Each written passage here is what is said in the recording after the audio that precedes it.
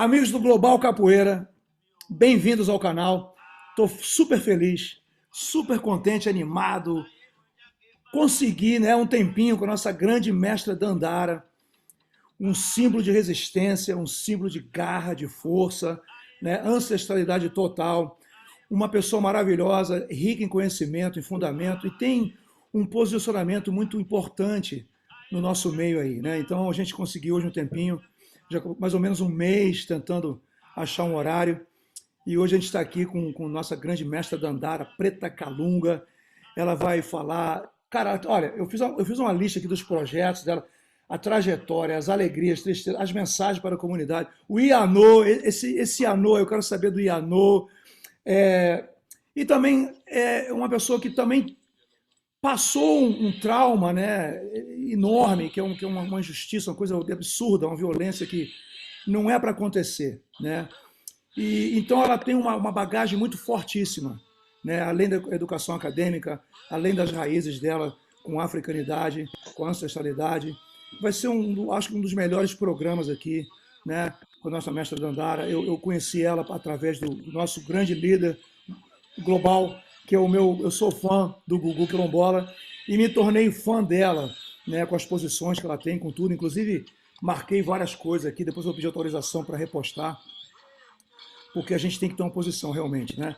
Ela falou um negócio aqui muito legal, olha só, vocês têm uma ideia, eu marquei aqui, muito legal, muito legal. Se o cárcere é um sistema prisional racista, a capoeira não pode ser um sistema de impunidades para práticas coloniais. Maravilha isso, né? Aqui, não pode ser meu amigo quem exige meu silêncio. De Alice Walker, mas ela colocou no Instagram uma coisa maravilhosa. E eu li outra vez aqui, uma vez, aqui numa padaria, mestra. Não tenha medo de falar a verdade, mesmo que sua voz esteja trêmula. Né? Então a gente tem que ter esse desbravamento. Assim, meu irmão, ó, errado é errado. Acabou, isso aí, entendeu? Mas enfim, com a palavra agora, a nossa grande mestra Dandara, um prazer enorme, muito obrigado pelo seu carinho, por estar disponível para fazer isso. E vamos começar aí. Quem é a Dandara? Quem é essa maravilha, essa poderosíssima, né? Que tem, cara, tem. Ah, o Afro-Ori. Aguarde aí que ela vai largar o Afro-Ori depois, viu? Minha querida, com você. Salve, salve, colmeia, povaria, pessoas da capoeira. É um prazer estar aqui com a Mestre Taborá, receber esse convite junto a essa rede de amizades que a gente vem se fortalecendo quando a gente se une a partir de uma causa, né, identitária, uma causa onde as pessoas se conectam a partir de um mesmo pensamento, a partir de uma mesma luta. E eu sou a Dan Dara, né? Meu nome é separado justamente por causa desse lugar de onde eu venho, que é o Maranhão, que vem dessa cultura Euê-Fon, né? Lá dos negros da mina, mas que vieram do Benin, do Daomé. Então, o Dan tem a ver com com essa etnia e com essa linguagem que vem também de Oxumaré, né? Oxumaré é chamado de Dan, mas tinha um rei também no Daomé que se chamava Dan. Então, meu nome é Dan Dara, separado, justamente em homenagem a essa linhagem que veio junto com a rainha Guatimé e que fundou a Casa das Minas, no Maranhão. Eu sou, como eu falei, né, sou de São Luís, pratico capoeira desde os meus 5 anos de idade. Comecei em casa com a minha avó. Maravilha. Minha avó não fazia capoeira, mas ela tinha os LPs, né? Naquela época era bolachão. Então a nossa brincadeira no recreio era brincar, né? Não era jogar capoeira, era brincar de capoeira ali que a capoeira que a gente chama no Maranhão também tem muito a ver com esse lugar de terra batida, onde a poeira sobe. Então, era naquele lugar ali que a gente brincava capoeira, ao som desse LP que minha avó colocava, até realmente entrar no espaço para treinar com o mestre. que foi mais ou menos com uns 9 anos de idade que eu passei a treinar com outra pessoa fora de casa. Até então eu vivenciava a capoeira na rua, brincando mesmo, né? Eu tenho formação por causa da capoeira. Eu vim para Bahia, mas eu viajei por alguns lugares, como Brasília, Rio, morei, né, nesses lugares. Morei na Amazônia há um ano, lá em São Gabriel da Cachoeira. E por causa da capoeira, eu me mudei para a Bahia para estudar dança, porque nessas trajetórias de tentar trabalhar com a capoeira, tentar trabalhar com a área do corpo, sempre me exigiam uma graduação. Então, eu acabei me formando em dança, porque também já era uma prática que tinha na minha família, na minha religião. E aí a dança estava na minha vida, né? Tá na minha vida desde de que eu nasci. E eu resolvi me formar em dança quando eu entro na Universidade Federal da Bahia, com 28 anos de idade, né, com uma criança no colo, né, que a Ianô é minha filha. Ah, tá, tá, Esse nome tá. também é em homenagem aos povos indígenas, né, nossos parentes lá, parentes dos meus familiares, lá do Maranhão. Então, ela recebeu esse nome Ianô, que era o nome de uma parente indígena que já tinha morrido, que ninguém tinha mais esse nome na comunidade. Hum. Então, eles resolveram, quando a gente pediu um nome, eles disseram que esse era o nome que ela receberia, que é Ianô, que também faz parte da capoeira, né? Quando eu não posso, ela já assume meu lugar, Ah, legal. né? De uma forma muito livre, tranquila, mas ela está aí também. Hoje eu estou fazendo doutorado em dança, eu pesquiso a morte, dançar sobre a morte ou dançar com a morte em tempos de pandemia. Certo. Eu estou no segundo semestre estudando ainda o doutorado, e como diz esse ditado de Gilberto Gil, que a Bahia me deu régua e compasso, e realmente ela me deu, porque essa conexão que eu tenho com a Bahia desde os 15 anos de idade, quando eu fiz um intercâmbio cultural de dança com o grupo Odundê, e eu fiquei sonhando em vir para esse lugar, conhecer aquelas mulheres que eu vi dançando de uma forma tão diferente a primeira vez. E em 2005 eu chego aqui, né, para vivenciar essa capoeiragem, estudar dança, e me encontro aqui até então. Eu sou mãe, uma mulher preta que não preciso nem falar, mas às vezes é bom a gente dizer, né? Porque a depender do lugar, o povo vai dizer que você é pardo, é branco, é não sei o que É. lá. Então, eu vou dizer que eu sou uma pessoa preta, mãe, educadora, sou da oralidade, né? Porque eu pratico várias manifestações das matrizes africanas e indígenas. Então, eu estou nesse processo de compartilhamento, porque eu não acredito mais que é uma transmissão, mas é um compartilhamento dos saberes, né, tanto de matriz africana quanto indígena. Então, eu acho que essa sou eu, Dandara. Maravilha, maravilha, galera. Poxa, vocês vão aproveitar muito esse programa hoje aqui. Eu tenho uma admiração por ela muito grande. E eu sempre converso com o nosso querido Gugu Quilombola. Ele fala, mestre, você tem que conversar com a Dandara. E não sei o quê. Eu digo, não, eu fico seguindo ali as postagens dela, uma coisa bem firme, bem de posições. A gente chega a um ponto na nossa vida que a nossa posição é importante, cara. É quem nós somos. Não pode ter esse medo, essa coisinha, né? A gente vai dar um montão de pulo, viu, mestra? Afro-Ori, fala pra gente do Afro-Ori.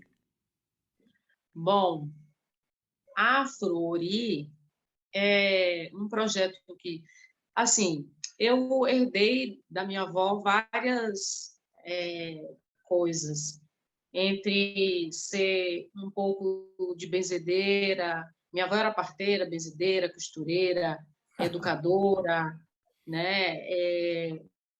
Então, minha avó era muitas coisas, e eu herdei muitos conhecimentos delas, entre eles a costura. E nesses processos de empreendedorismo e formas de sustentabilidade, eu sempre ia muito para a área do corpo, né? Mas durante muito tempo eu sustentei, tipo assim, eu tinha que investir na dança para poder a dança. Hoje em dia, como eu estou no doutorado, eu consigo chegar a ter certos trabalhos onde a dança pode me sustentar, né? Eu Certo. fiquei 2 anos como professora substituta na Universidade Federal da Bahia dando aula para nível de graduação. E depois que terminou esse contrato, eu voltei à costura, porque a costura sempre teve na minha vida. Então, eu sempre costurei. Certo. Teve uma época que eu me dediquei muito a figurino, porque a gente estava muito nessa coisa de espetáculos e eu dançava, cantava, fazia várias coisas. Mas muitas das vezes, quando você, por exemplo, na minha casa, minha avó fazia a quadrilha, né, junina. Então, a minha avó mesmo costurava as peças e o ensaio era em casa, então era na rua, na porta de casa. Então, aqui mesmo, quando a gente vai fazer um tambor de crioula, vai fazer um bumba-boi, a gente bota todo mundo para fazer sua fantasia, né? Aí tem que aprender a costurar, tem que aprender a bordar, Certo, né? certo. Eu tenho um boi aqui super bordado, são milhões de bordadinhos. Então, essas são heranças que a cultura vai dando para a gente, e Uhum. esses aprendizados, né? Que a gente aprende a fazer, a costurar. E a Afrori surgiu nesse momento de pandemia, onde eu comecei a desenvolver essa marca em cima do pássaro sankofa, que é aquele pássaro que tem a cabeça para trás, que é o símbolo de adinkra. Sim. Mas eu fiz ele num bordado, e aí esse bordado ele ficou meio que em espiral. Aí a pessoa que desenvolveu a marca, que é a Lina, né, que ela tem a Ilustra Nativa, é uma colombiana que mora aqui pertinho, também está sendo minha aluna agora de capoeira, né, minha parceira de capoeira. E aí ela desenvolveu a marca para mim, fez aquele desenho bem bonito, que é meio musical, é meio aspiral. E essa coleção que eu estou desenvolvendo tem muito a ver com esse momento da Bahia, né? O calor de Salvador, as peças. Então, tem Certo. muitos tecidos africanos, né? Eu desenvolvo as peças em cima das capulanas, né? Dessas estampas coloridas, que eu acho que tem muito a ver com Salvador. E também o tricolinho, linho, né? E peças que são bem leves e que se adaptam para o calor, né? Que eu vou lançar agora na primavera-verão. Então, a Flori é um trabalho, porque assim, a priori eu tinha chamado uma amiga para trabalhar comigo, mas ela teve estar com uma bebê pequena e não conseguiu muito se organizar para estar junto. Mas a Flori é um empreendimento, né, de mulheres mães que veem na costura uma possibilidade de ter de gerar sua própria renda, Certo. né? É uma forma também de criar um empreendimento onde a gente não está atrelado a essas formas escravistas de trabalho, né? Sim. E quando minha filha às vezes vai procurar um trabalho aqui, a gente vê, R$ 5 uma hora de trabalho. E aí, às vezes, eu sempre falo para ela, eu falei assim, olha, você podia estar dando aula de capoeira, você podia estar fazendo isso, você podia estar fazendo o seu próprio trabalho e ganhando a sua própria renda, porque muitas das vezes você vai trabalhar numa loja e eles te pagam R$ 5 a hora de trabalho. Então, eu vejo isso muito como uma forma, a escravidão moderna, Sim, sim. né? E uma forma também de fazer com que essas pessoas que dependem de trabalho, dependem de um emprego, nunca cresçam, nunca tenham uma renda, nunca tenham uma sustentabilidade de gerar as suas próprias coisas, de ter seu computador, de ter uma vida digna, né? Sim, Porque sim. o mercado não oferece um trabalho, uma remuneração digna. Sim. Então, as pessoas sobrevivem da escravidão moderna, Sim, né? sim. E É. aí a Afrori é essa volta ao mundo que eu dou, né? Que eu vou lá, faço milhões de coisas e volto para a costura. Eu acho que dessa vez bem mais firme, acreditando no meu potencial. E aí eu Certo. estudo as modelagens, porque eu fiz também curso de moda, né? Sim. Nessas minhas trajetórias de aumentar meus conhecimentos, eu fui para o Senac, fiz curso de produção de moda, né? Curso técnico. E aí voltei a botar isso em prática mesmo. E agora no finalzinho de setembro, quando começar a primavera, a gente vai estar lançando essa coleção com essas roupas que estão super voltada para essa cabeça orientada por esse pensamento Sim. africanista, afrofuturista, né? Muito Então é legal. isso que é a Fleury. Muito legal. E essa parte que você comenta também, essa proposta aí, mestra, é uma forma de resistência também, né? Você não se sucumbir a R$ 5 a hora, um trabalho que é uma forma de escravidão, semi-escravista, e não é nada que te faz feliz, né?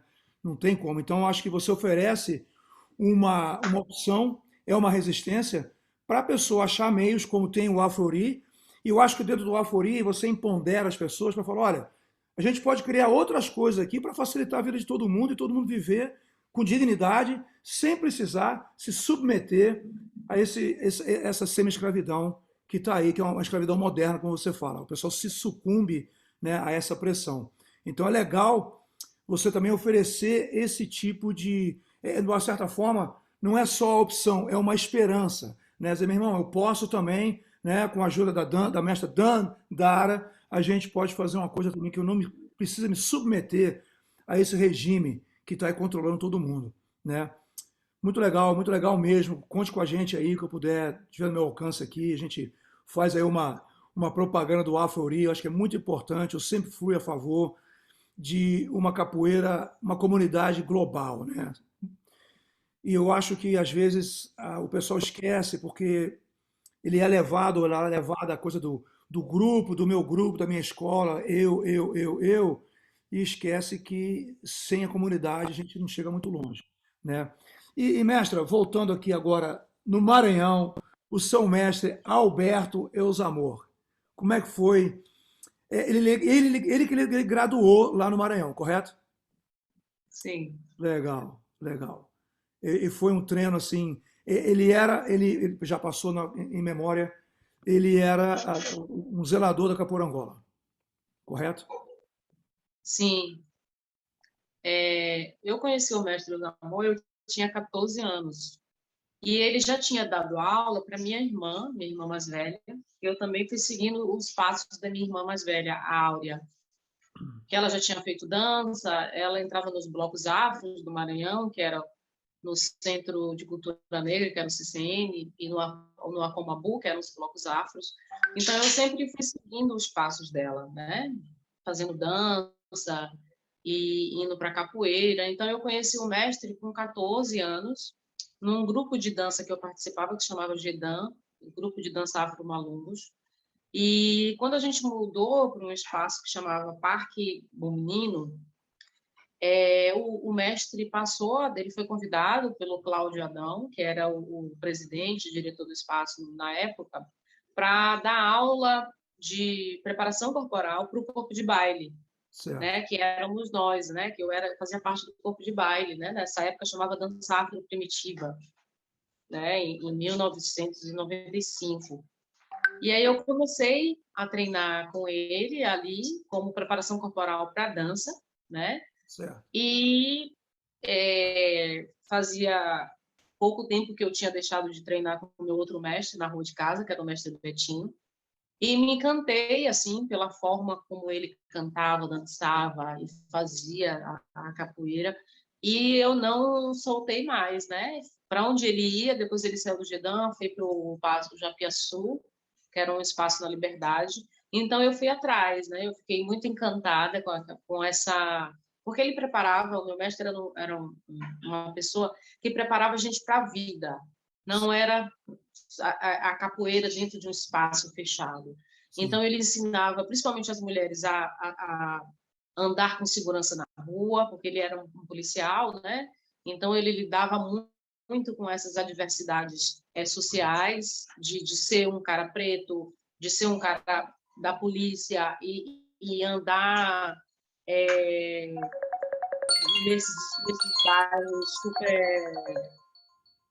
nesses bairros super perigosos, né, onde tinha uma sociedade, né, muito envolvida com essas questões de tráfico, roubo ou outras infrações. Uhum. Então ele ensinava muito a gente a se preparar, andar na rua, se prevenir de assalto ou de qualquer adversidade que pudesse acontecer.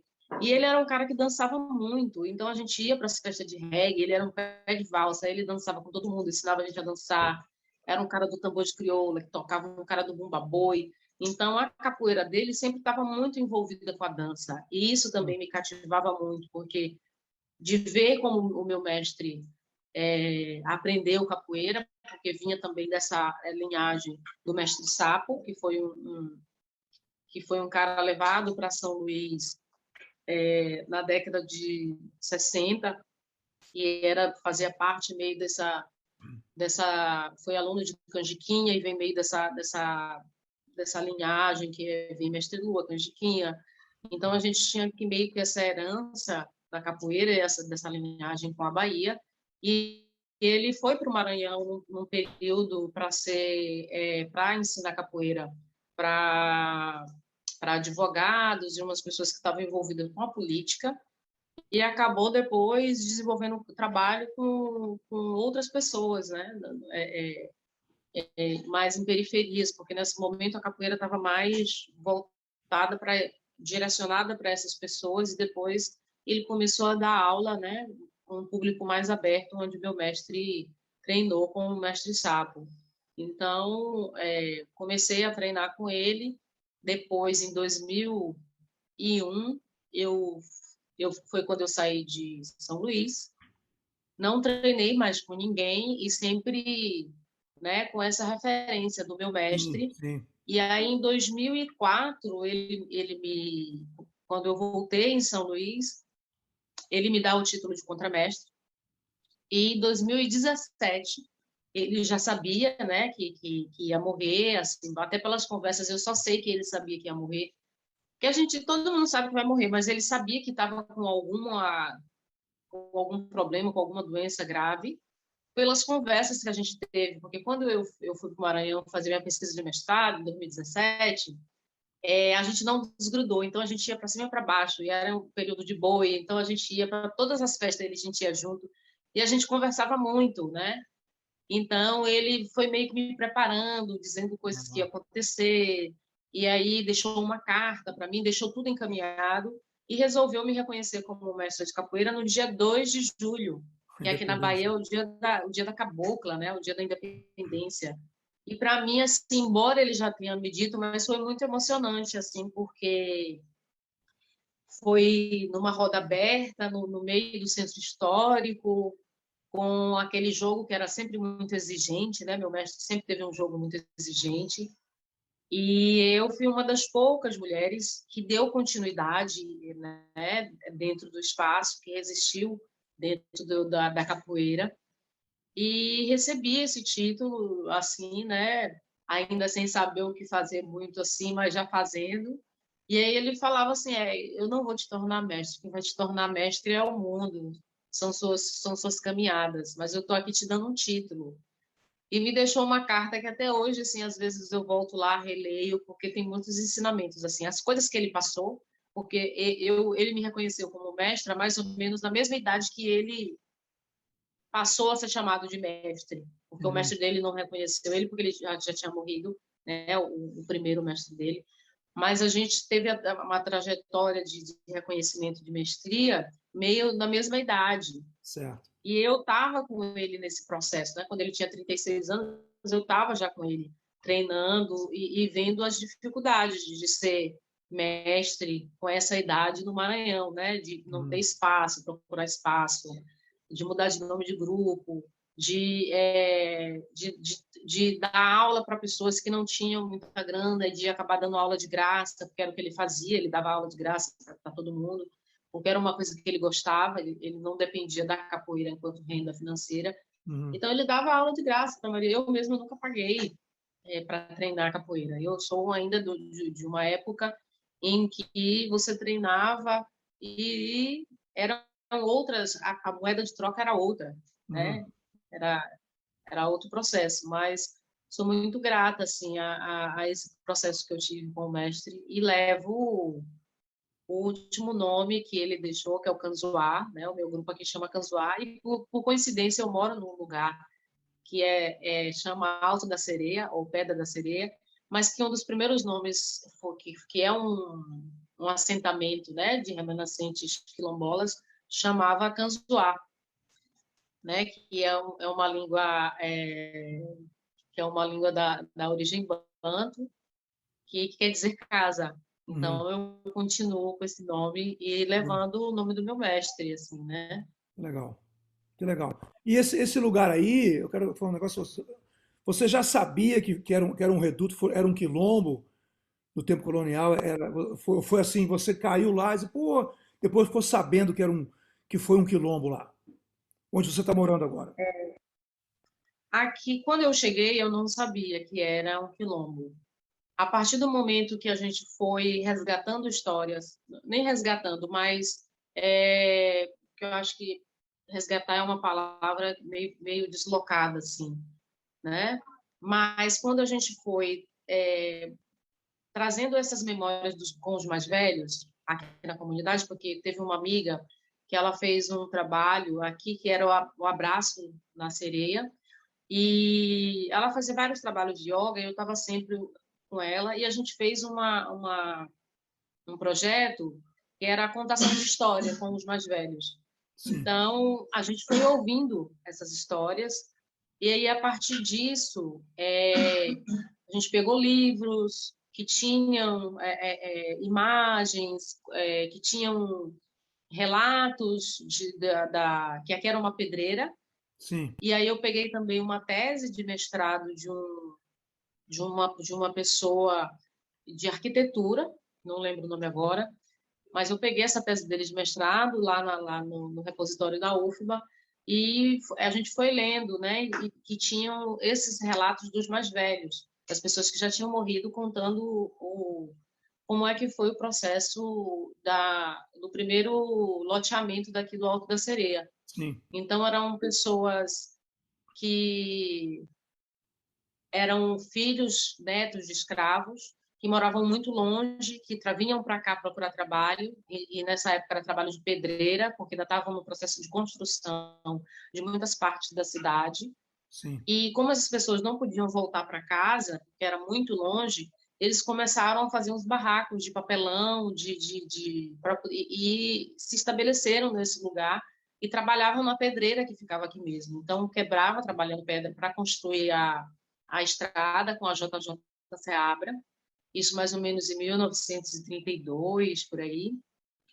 E aí foram se estabelecendo por aqui e começaram também a trocar trabalho pelo arrendamento da terra, porque era uma fazenda da família Matos. Certo. E aí, a partir disso, eles foram arrendando essas terras, e muitas pessoas. E aí eles dizem assim: olha, os relatos que eu li, olha assim, os negros do Canzoá. Aquele Hum, espaço ali é um espaço dos negros do Canzoá. Quando fazia batucada, é os negros do Canzoarte que estão batendo. Porque nos festejos que eles se reuniam depois da pescaria, porque também é uma comunidade de tradição da pesca, né? Que é uma é um dos trabalhos que também são reconhecidos como trabalho tradicional de quilombola, né? Que é essa coisa da atividade da pesca. E ainda é uma das principais atividades de renda dos moradores aqui.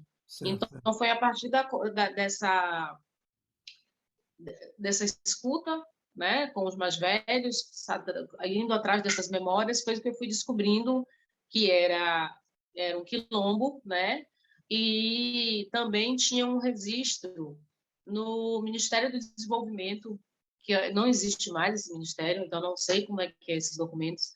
E agora, recentemente, acho que tem mais ou menos 2 a 3 anos, teve um deslizamento de terra e algumas pessoas perderam algumas casas, algumas lideranças aqui.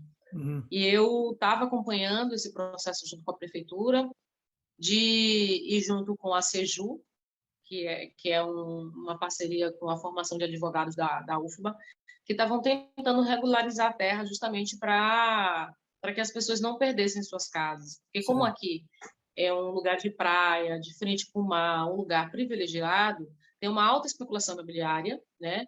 Então, muitas das casas já foram arrendadas por estrangeiros que compram as casas com um valor super barato e aí mandam essas pessoas vão morar num lugar super distante e aí eles alugam as casas depois por preços super caros, porque aqui também tem muitas pessoas de fora, né, que moram aqui, muitos gringos. Inclusive, nesses relatos,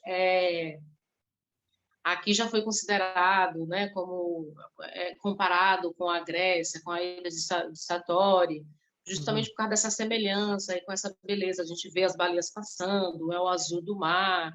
Então, a Alto da Seria tem vários encantamentos, assim, né? Então, teve uma época na década de 70 que muitos músicos se mudaram para cá, como Edu Nascimento, e outros. Como é o nome daquele? Calazans, aquele mestre que faleceu, aquele. Moa.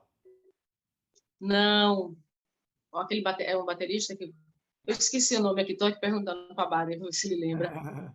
Mas na década de 70, muitos músicos mudaram para cá, justamente porque aqui também foi esse reduto, né, Sim, sim. de artistas, onde as pessoas criavam, né, por ser um lugar muito acolhedor, onde tem muitas maravilhas a ser colhidas por aqui, né? Legal.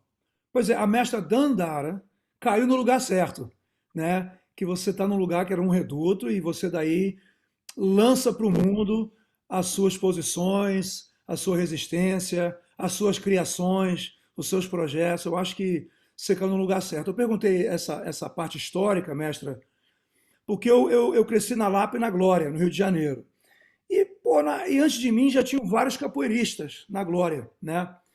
E aí eu comecei aquele movimento também, menino, capoeira para lá, capoeira para cá e tal e tal. E depois de mim eu fui, talvez, fui trazendo muita gente para capoeira. Depois, com o tempo, eu fiquei sabendo que aquela área da Glória era um reduto também, tinha um quilombo ali no tempo colonial, né? Então acho que tudo tem um porquê. A capoeira, quando agarra a gente, ela vai guiando aqui, vai mostrando o caminho e vai revelando certas coisas para a gente entender mais, né? E então é isso, mestra Dandara. E como é que chega a mestra Dandara com essa com esse conhecimento, com essa posição, com essa força que você tem? Você tem uma postura linda, você tem uma aura forte. Como é que mestra Dandara chega na capoeira Angola e de Cobrinha e outros e passa e sofre um trauma? Como é que você se tornou vítima disso? Foi confiança, foi Mestre, acreditar numa mensagem? primeiro, eu passei assim, eu conheci o mestre João Pequeno em São Luís ainda. Então eu fiquei muito apaixonada de ver a neta, porque na época a neta dele tinha ido, e de como que aquela menina tinha uma habilidade no corpo, equilíbrio. Então quando eu vim para Salvador, eu tinha essa referência do mestre João Pequeno, ele ainda estava Sim. vivo, então eu ia muito lá na capoeira. E sendo admiradora, tendo esses mestres como ídolo. Então, um tempo depois, eu e Baden, nós passamos a treinar e admirando também, né, esse mestre. A gente passou a treinar com esse mestre, muito nessa coisa da admiração, por ser esse cara da referência da Sim. capoeira. É, então a gente ia lá em Coutos, na casa dele, e ia para todos os eventos. Eu fui no evento lá no Quilombo Tenondê, então eu fui com o tambor de crioula, então muito na admiração, assim, né? E chamava de senhor. O senhor tinha essa coisa do respeito, da admiração. É.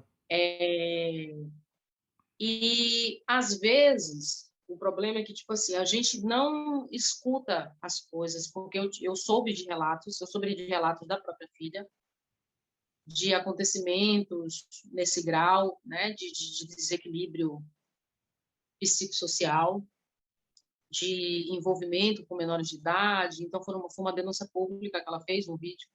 E mesmo sabendo desse relato feito pela própria filha, eu não me afastei. Nessa época, a gente estava fazendo. Eu estava como aluna especial de doutorado, numa rede que chama Rede de Africanidades, lá em educação, que foi onde ele fez o doutorado dele. Eu estava lá também, né, com esse processo de doutorado, e sempre com várias pessoas, assim, nesse processo. E um certo dia, eu estava com uma amiga, que é a Silvinha, que também sofreu essa violência sexual, ela foi importunada na minha frente, eu vi, mas eu não entendia o que era, porque a gente saiu da aula de doutorado e foi para casa para poder fazer essa experiência. Inclusive, nesse dia, eu tinha levado um facão, porque ele tinha dito que precisava fazer um mutirão de limpeza no espaço. Então, eu tinha levado meu facão na mochila, tinha ido para a aula, e eu e Silvinha, a gente também tinha muitos processos de dança, a Silvinha dançava com o facão, então eu tinha levado esse facão para várias coisas, né, de vivenciar esse espaço, porque eu já tinha ido lá, já tinha feito tambo de crioula lá, já tinha dormido lá, já tinha ido sozinha, inclusive, quando tinha outras mulheres lá, e nunca tinha acontecido nada. Nesse dia que estava somente eu, a Silvinha, e eu acho que tinha a Sucassal, ela estava lá, mas estava no andar de cima, a gente chegou, eu fiz um jantar, porque eu sou a pessoa da cozinha, gosto de cozinhar, né? Eu fiz um jantar, e aí a gente tomou um vinho, mas como eu fiquei sozinha na cozinha, eu fui a pessoa que tomou mais o vinho, Certo. né? E eles dois estavam em outros espaços da casa, eu não estava, mas eu estava ali na cozinha preparando um camarão e um siri, e aí a gente jantou, e depois disso a gente foi dormir. E aí ele até perguntou, você não quer tomar banho? Eu falei, não, não quero tomar banho, não. Lá era um banho gelado, frio, né? E eu sou friorenta, eu falei, não, não vou tomar banho, não, vou dormir assim mesmo.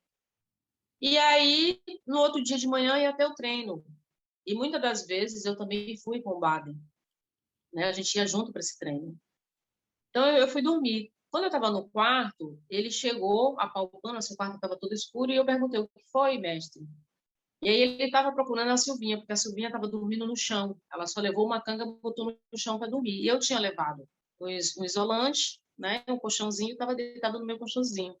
E o quarto era um quarto assim com duas divisões, uma parte mais na frente e outra no fundo. Eu fiquei na divisão mais de cima e a Silvinha embaixo. Então ele entrou no quarto, levou um colchonetezinho assim para a Silvinha, saiu e depois ele entrou de novo. Então eu vi assim ele em cima da Silvinha e ela segurava a mão dele, mas eu estava ali do lado e ela não falava nada comigo. E eu achava que eles tinham alguma intimidade, eu ainda não tinha entendido o que realmente tinha acontecido. Certo. Mas eu adormeci com a imagem dela segurando a mão dele e eles dois de frente um para o outro, assim como se estivesse numa posição meio acocorado, assim, com o joelho no chão. Então eu dormi, eu não vi mais nada. E como eu estava perto dela, ela não gritou, não fez nada. Mas é muito comum, assim, né? Essa coisa do silenciamento quando você sofre alguma coisa. Porque quando às 5 horas da manhã ele voltou para me importunar, que eu acordei com ele metendo a mão dentro da minha calça, foi a mesma coisa. Eu não tive reação de gritar, É. né? Eu tomei aquele susto e aí quando eu tirei a mão dele, ele me pediu desculpa e saiu do quarto. Então, eu também olhei para a Silvinha estava dormindo, fiquei meio assim atordoada, custei voltar a dormir, porque eram mais ou menos 4, 5 horas da manhã, eu não sei porque eu não tinha relógio, mas eu vi que estava de madrugada, ainda não tinha amanhecido, e aí eu voltei a dormir de novo. Quando eu acordei, todo mundo já estava treinando, então eu fiquei meio assim emburrada, sentada no treino, e sentada assim, e não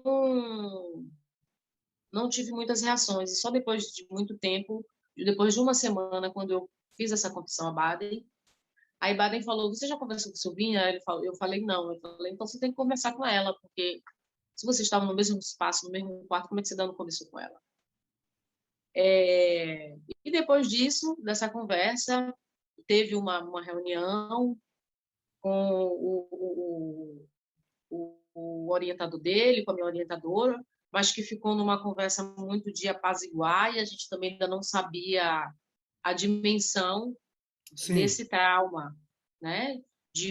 Do seu ídolo, da pessoa que você tem ali. É. Então a gente não tinha essa dimensão. Mas logo eu me afastei, né? A Silvinha ainda ficou ali naquele espaço, mas eu me afastei. Então eu saí do meu grupo de pesquisa, eu saí porque ele também começou a ter uma amizade muito forte com a minha orientadora, né? Eu acho que nessa tentativa de silenciar, então eu abandonei todos os espaços, porque eu não conseguia conviver com ele dentro dos meus espaços de dança, Certo. e ele começou a frequentar, então eu saí. Logo um tempo depois, Silvinha fez um relato, né? Porque ela fez uma carta, fez um relato. Então, várias pessoas começaram a saber dessa história também por outras bocas que não foram a minha. Até porque eu não fiz nenhum. Quando eu fiz um relato, que foi no Vozes Sem Medo, foi quando eu estava me sentindo muito coagida, né? Uhum. Quando várias pessoas estavam me procurando, principalmente mestras da capoeira, estavam me procurando para saber disso, daquilo. Como eu estava me sentindo muito coagida, foi quando eu fiz o Vozes Sem Medo, onde eu fiz aquele relato de agressão, e onde eu também nem falo o nome da capoeira, mas as pessoas que sabiam já associaram. E aí meu nome começou a rolar no mundo inteiro, como interesseira, mentirosa, que eu queria alguma coisa, e que isso, que Absurdo. aquilo. E aí vieram os traumas, né? Porque eu desenvolvi a síndrome do pânico. Então, eu atualmente eu trato da síndrome do pânico. É bem complexo É. conviver com uma, eu não sei se eu posso chamar de doença, mas é bem complexo porque eu passei quase 6 meses de cama e depois vou levantando aos poucos e aprendendo a sair de casa. Tinha momentos que eu ia no mercado, passava mal, aí eu voltava. Então, tem quase toda semana eu tenho uma crise. Então, mas não é mais as crises de falta de ar, de palpitação, de desmaiar, de ser levada para o É. hospital, porque chegou no momento de ter isso e de culminar dessas perseguições pelos cúmplices, Sim. ser no período da pandemia.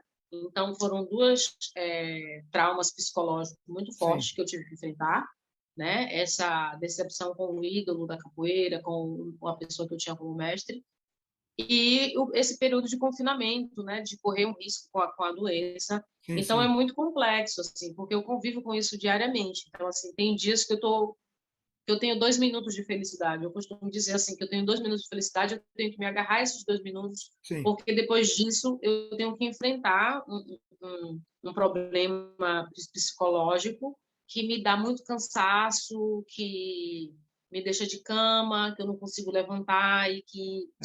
são questões emocionais que eu choro, tanto eu quanto a Silvinha. E É. cada vez mais o nosso tratamento fica mais caro, porque a gente vai para psicólogo aqui, vai para psicólogo ali, então, são tratamentos. Eu mesmo nunca recorri a remédios, né? Embora os psiquiatras já me recomendaram vários remédios desses super ansiolíticos, super pesados, mas eu nunca recorri. Então, é na meditação, é um trabalho muito mais árduo, muito mais difícil. Mas eu tenho essa parceria dos familiares, dos amigos, principalmente de Baden, que é uma pessoa que está sempre ao meu lado e me ajuda muito, né? Legal. Principalmente quando eu desmorono. Então, para mim, vivenciar esse trauma é desmoronar, é ruir constantemente, aceitar essa ruína, aceitar esse desmoronamento e depois me refazer novamente. É. Mas é uma coisa assim que eu não desejo para ninguém. Assim, a pessoa tem um trauma tão grande na vida, principalmente junto de um processo pandêmico, e passar pelo que eu estou passando agora, que é essa coisa de viver com a síndrome do pânico, né? Coisa que eu nunca imaginei passar assim, né? Tive outros traumas de infância, É.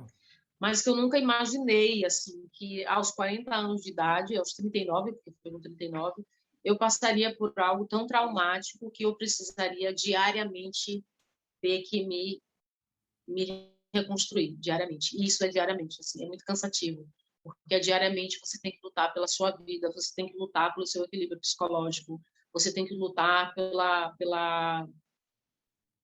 sabe, por essa vontade de viver, porque muitas das vezes a perda dos sentidos, a gente perde os sentidos. E por um outro lado, o que Baden me faz enxergar muito é dizer o quanto que eu tenho avançado, mesmo com todos esses acontecimentos, o quanto que eu tenho avançado, o quanto que eu tenho construído, né? Eu consegui passar num doutorado com a síndrome do pânico, eu consegui desenvolver a marca da Flori com a síndrome do pânico, estou escrevendo vários artigos, então é mais ou menos isso, mas é muito sofrido, né? Então eu espero aprender com isso e poder ajudar muitas pessoas, assim, né? Eu acho que esse é um propósito, talvez é um propósito que os orixás colocaram na minha vida, de eu poder ajudar alguém com tudo isso que eu estou passando, porque eu acredito que isso vai me ensinar muita coisa, né? Que esse sofrimento é para me ensinar muita coisa. E hoje em dia eu já consigo ver essas violências, todo o acontecimento com outros olhos, sabe? Eu já consigo ver com outros olhos, já não choro, já tenho muito mais firmeza para olhar para isso, para falar sobre isso, né? Mas foi uma flecha que me atravessou e que eu ainda estou tirando essas farpas, né? Que foram fincadas de mim, principalmente pela comunidade, por boa parte da comunidade da capoeira. Mestra Dandara, a minha proposta aqui com o Global é justamente isso, alertar todos sobre os abusos que tem vários. Eu estou na estrada há 51 anos, né? Não é muito tempo, mas eu já vi muita coisa. E os abusos são assim, é um absurdo o cara usar do poder dele, do nome que eles têm, da posição que eles têm. Então eles se acham que as pessoas são propriedades dele.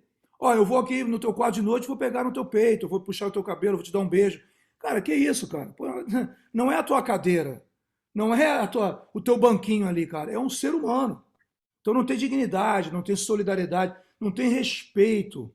Então, mestra, eu acho que eu também eu fui violentado sexualmente. Esse trauma fica para o resto da vida.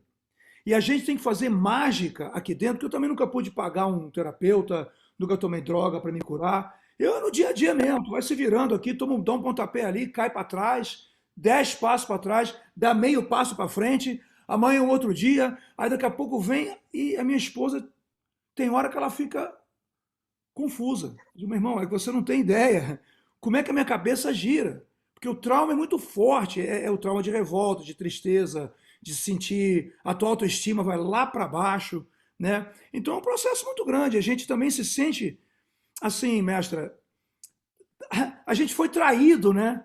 Você foi traída, né, de uma certa forma, além da violência, que não é aceitável, teve uma traição. Então viram dois traumas, né? Eu vou sair na rua aqui, existe uma grande possibilidade de alguém me atacar. Então vou me preparar. O cara vem, me ataca, me bate, vou ficar traumatizado. Agora, quando o cara que eu pensava que era meu amigo, era meu ídolo, né?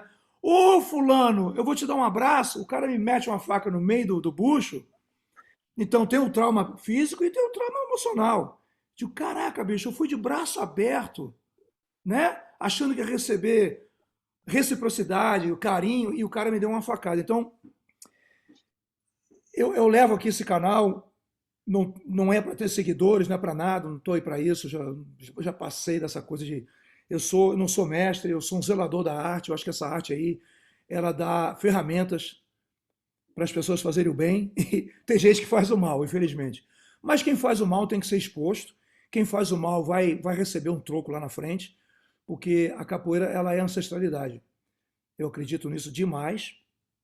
E aquela proposta africana, que é ainda da vila, né? Um empoderar um outro, quando o cara acha que ele é mais do que os outros, ele está indo contra essa frequência ancestral, né? E muita gente me critica também. Ah, você não fala de coisa positiva. Eu digo, meu irmão, eu não falo de coisa positiva porque a gente tem que falar dos abusos. São anos e anos e anos, mestre, você sabe disso, do pano quente. Ah, não, deixa pra lá. Não, isso é assim mesmo. Não, não é assim mesmo, cara. E outra coisa ridícula que eu ouço, né? Ah, se fosse minha mulher, cara, não é que se fosse sua mulher. Isso aí é errado com qualquer pessoa. Então parece assim, que tem uma certa crítica, mas até um certo ponto. Ah, não, tá errado, mas porra, se fosse a minha mulher, meu irmão, não é se fosse a sua mulher. Tem que tomar uma posição. É errado, né? Então, mestra, uma experiência trágica, um trauma, eu entendo irreparável, né? Mas ao mesmo tempo, não como um sinal de conforto. É que o seu parceiro fala, o Baden, essa situação te empurra mais ainda para você ser essa mestra Dan, ela é Dan, Dara, que vai orientar as pessoas, que vai se tornar não, que é essa força. Mesmo estando caindo, que é um processo de se levantar todos os dias, você fala, eu tenho uma missão. eu tenho uma missão. E você vai usar esse trauma para continuar nessa missão de educar, de trazer consciência às mulheres, a todo mundo que passou por esse trauma, né? Porque é um chamado, mestra. É a sua missão. Eu tive uma época na minha vida que eu cansei disso tudo. Eu falei, vou parar com capoeira. Vou parar porque é muita mediocridade, é muita coisa, é muito eu. E aí um amigo me encontra na rua por nada e me fala uma coisa que me fez continuar na missão. E eu estou aí, né? Eu me dedico à arte. Aquele cara que eu falo sempre lá no Global, não pare com capoeira porque o mestre te tratou mal. Não deixe de acreditar em Deus porque o padre foi safado. Muda de igreja, mas a tua fé não pode mudar. Então a minha fé na capoeira, a minha dedicação à capoeira, essa arte maravilhosa, ninguém vai afetar, cara. Ninguém. Eu tenho, é igual você vai dirigir, você vai daí como é que fala, da Pedra da Sereia até Salvador, você sabe onde você quer ir. Vai ter tráfego, vai. Vai ter rua quebrada, esburacada, vai. Vai ter desvio, vai. Mas você tem que seguir, entendeu? Então, eu queria, minha mestra, desculpa tocar nesse assunto, mas parte disso é você ter essa voz para falar, ó, eu passei um trauma horrível, não quero isso para ninguém. Mande uma mensagem, porque tem outro fator também, que eu não vou nem tocar lá ainda, que aí o homem, né, que é o mestrão, ele acha recursos para ele ser perdoado, uma coisa ridícula, né? Eu dou uma punição assim que parece um tapinha no pulso, ó, você agora vai ficar um ano sem jogar capoeira. Peraí, cara, você cometeu um crime, você tinha que ir pro Pelourinho, tomar chinelada lá e chicotada, porque, porra, é um crime. Você violentou uma pessoa, abusou do respeito, da confiança que ela teve com você. Enfim. Então eu queria, meu anjo, que você, cara, passe uma mensagem, cara, porque ainda tem o fator de ser mulher e preta e não ser aceita em certos lugares. Por quê? Por que isso? Não, você é um ser humano, você tem conhecimento, tem fundamento, tem muita coisa para oferecer, tem que oferecer e tem que continuar lutando com esses estereotipos. Então eu queria que você deixasse uma mensagem aqui para a gente, para todo mundo que está aqui, que vai ouvir depois, para as mulheres, para quem você acha que essa mensagem tem que chegar. Está com você agora. Mestre, é muito complicado porque realmente a gente vive sobre uma forte imposição e estruturalização do racismo. Então, realmente, quando a gente vai ver os cárceres, a maioria das pessoas que estão presas por questões de abusos sexuais são pessoas pretas, né? Então, por isso aquela frase que eu falei, se o cárcere é um sistema prisional racista, a capoeira não pode ser, né, um espaço para práticas coloniais, porque a gente sabe que essa coisa do estupro, ele nasce desse processo de colonização e de reprodução da mão de obra escrava, né, na chegada dos europeus no Brasil. Então, lidar com esses processos estruturais de racismo, de questões sociais, é muito complexa. Eu não tenho resposta para muitas questões, assim, né? Para entender também os panafricanistas, as pessoas que... Porque tem pessoas dentro da capoeira preta que acham que os pretos têm que estuprar, e que o estupro é coisa do coloniado, do colonizador. Então, tem pessoas que têm muitos pensamentos que apesar de ser pretas, não coadunam com o meu tipo de pensamento. Mas eu venho tentando pensar que não é... Eu não quero colocar ninguém na cruz e nem no pelourinho para chibatar ninguém. Mas é muito complexo entender como que a pessoa, mesmo depois e por ser um homem, mesmo depois de cometer certos crimes, ele se torna um herói, porque ele começa a propor atividades como sagrado masculino, não sei o que lá, de tratamento com os homens, sem reconhecer aquilo que fez. Certo. Então, eu acho que independente da área jurídica ou do meio social em que isso vai ser julgado, se você não consegue reconhecer o que você fez, muito dificilmente você vai conseguir mudar o que você é, né? Então, a minha preocupação atualmente é essa, assim, de como que a gente pode mudar essas histórias se a gente não reconhece. Por exemplo, eu quero mudar o racismo, mas o racismo não consegue ser mudado porque as pessoas brancas não conseguem entender que são racistas, não reconhecem que são racistas. Exato. Então, isso não acontece uma mudança. Então, a mesma coisa é com a questão da pessoa que comete certos tipos de violência. Se eu não consigo reconhecer que eu sou um violentador, eu não consigo mudar Exato. essa estrutura, né? É. E em vez de querer protagonismo dentro de uma história, eu tenho que tentar pensar numa reparação que é junto ao corpo da mulher, né? Pensando nessas pessoas que eu violentei, não pensando nos privilégios que eu vou ter enquanto homem. Então, assim, a gente está numa construção, eu não tenho resposta para muitas coisas, mas o que eu queria deixar de, de, de, de mensagens para as pessoas é que a gente tente violentar menos as mulheres, que a gente escute muito mais as pessoas que foram abusadas, que a gente tente estudar muito mais a estrutura machista que a gente vive e entender que o machismo mata. Ele mata por várias formas, não só pela arma, mas ele mata também nessas opressões psicológicas, porque Perfeito. existe muitas pessoas que se matam, né? A gente vê o caso João de Deus, quantas mulheres não se mataram, É. ou então quantos outros casos de estupro que as mulheres, ao ser culpabilizadas, elas se matam.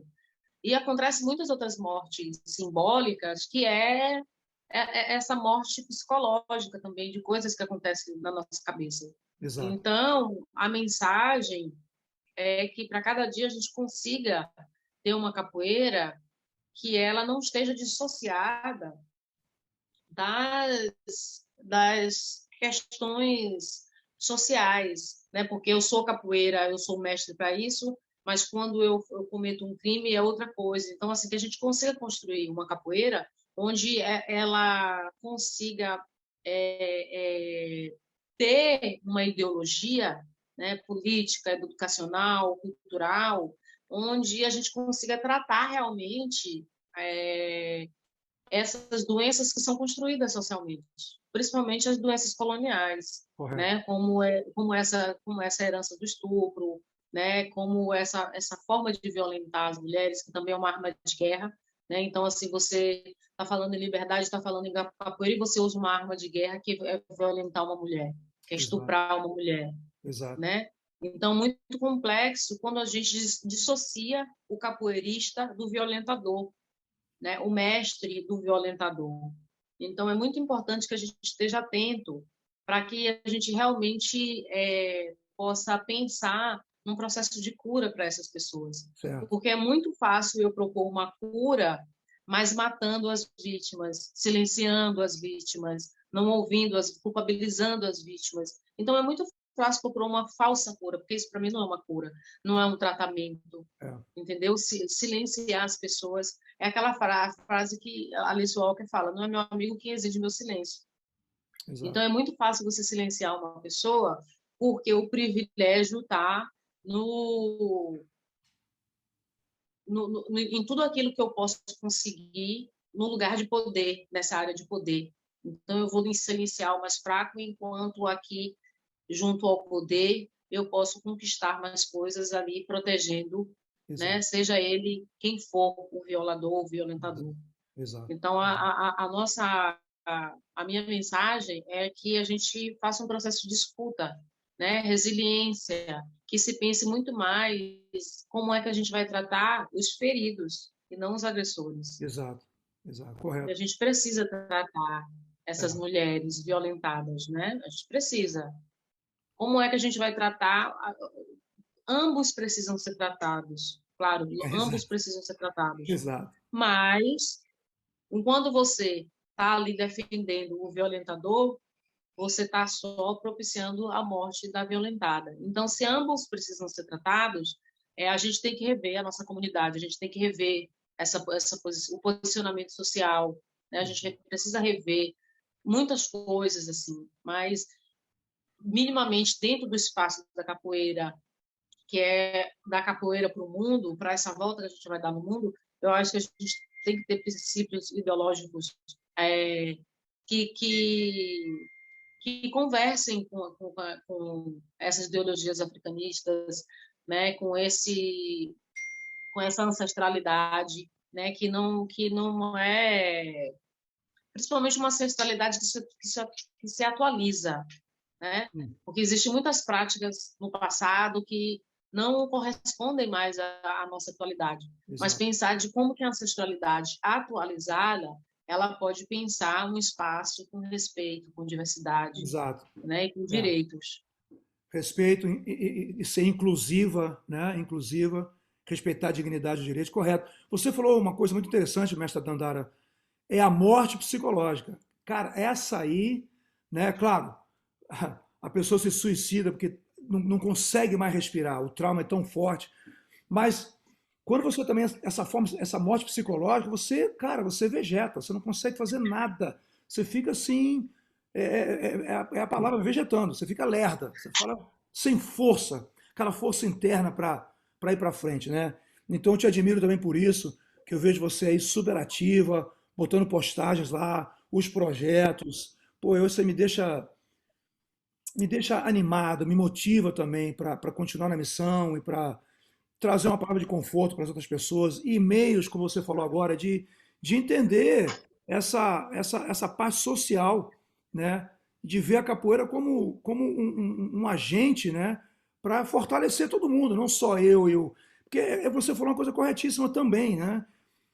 Os dois precisam ser tratados. Mas, cara, vamos botar um pouquinho mais de atenção na vítima, porque o cara passa porque ele tem um respaldo muito grande da comunidade. Então parece assim, isso aí eu já vi demais, acontece muito, é normal. Cara, não é normal. Você precisa de um tratamento sério, mas aquela pessoa ali precisa muito mais tratamento, porque ela não pode morrer nem fisicamente por esse trauma, nem psicologicamente. Você destruiu a vida de uma pessoa e não é legal. Bem, agora, para fechar, minha mestra, eu sei que vão ter várias experiências. Me passa uma alegria assim, na capoeira, uma alegria na sua vida, independente da Ianô, essa menina linda que já está aí já na luta. Mostra uma alegria aí pra gente. Que você assim, ai, que maravilha! Ah, eu tenho uma alegria assim que é na capoeiragem de ter uma parceria muito forte desse encontro assim com o Baden, né? Uma pessoa que está na minha vida há 8 anos, que tem Legal. me ajudado a ser uma pessoa muito melhor. Então a gente se encontra em vários caminhos, né? É na capoeira, é na cozinha, é na música.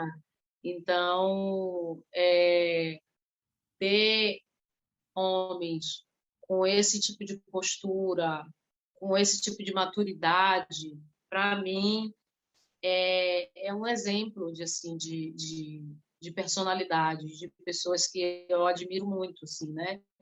Então tem muitas mulheres que eu convivi, né? Tem as mulheres capoeira lá no Maranhão que também são uma alegria para mim. Poder estar dando aula, né? A Lina é uma pessoa que está comigo aqui na capoeira e ela tem câncer também.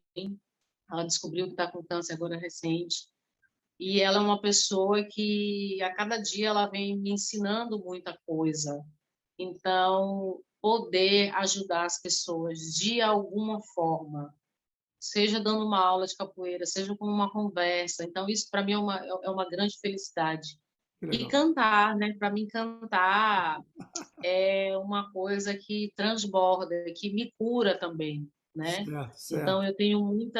eu tenho muitas felicidades assim, dessas parcerias, desses encontros de pessoas que eu encontro, né? De pessoas que somam, que multiplicam, que que floram a minha vida, né? Que legal. E isso, para mim, tudo é ancestralidade, isso para mim tudo é alegria.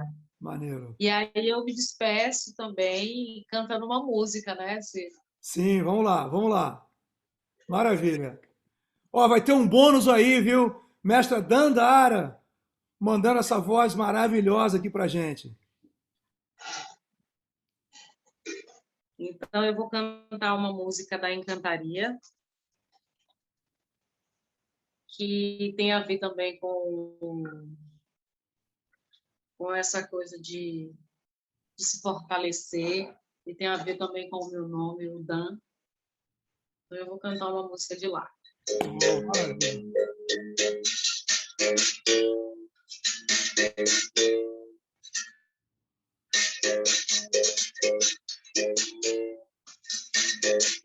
Touro e cavalo bravo não se amam, touro e cavalo bravo não se amam. Eu não tenho medo, eu não tenho medo. Eu saí da mata de manhã, pensei. Eu não tenho medo, eu não tenho medo. Eu saí da mata de manhã, vencer.